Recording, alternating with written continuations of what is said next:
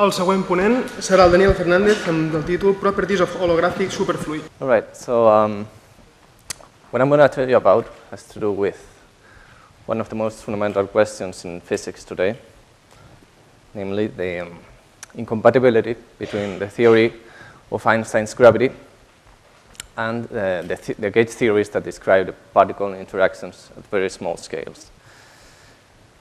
One theory that was developed in order to make these theories compatible is called string theory.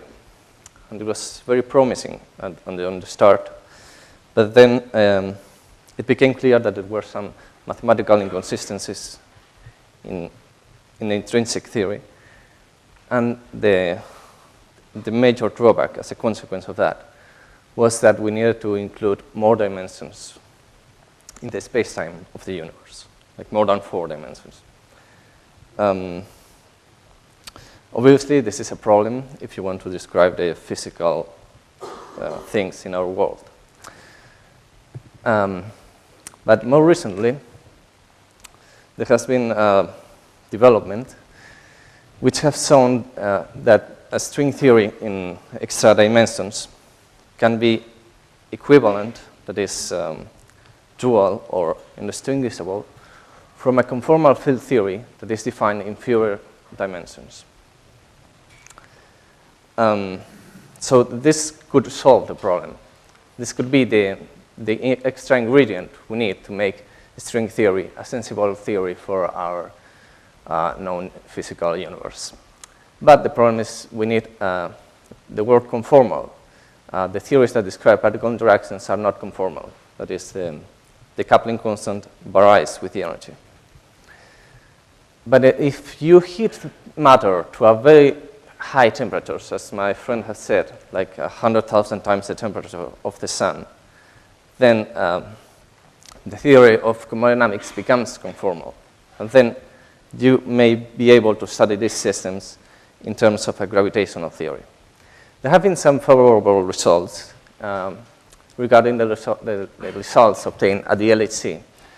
But again, there are 2 limitations here. First, we need a huge city-sized machine to study this kind of systems. And second, chromodynamics is one theory, one and only, so we don't have much ground to play.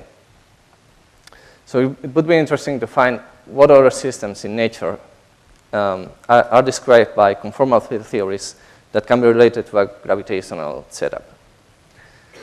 The place to look at is condensed matter physics, because there's a whole plethora of effective field theories, and some of them, in some regimes, are conformal. In particular, the hydrodynamics of superfluids become conformal in the place near the phase transition of the phase diagram. So that is at extremely low temperatures. That is the opposite thing that we had at the beginning. We are talking like very close to absolute zero. So here we have a new experimental playground where we can test the features of the holographic duality. In case you don't know, superfluid is kind of like a superconductor, but with viscosity instead of conductivity. If you lower the temperature to extremely low, you see very strange phenomena related to quantum physics having macroscopic effects.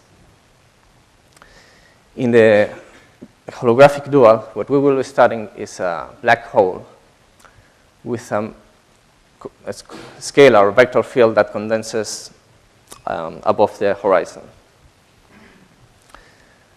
So it seems to be a very different setup, but the thing is that it works. So for instance, this is a figure of my own research and obtained from gravitational calculations.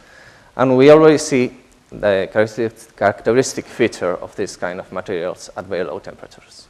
So this is a justification for studying very exotic geometries, like under de Sitter geometry, which is necessary in order to have this kind of hairy black holes.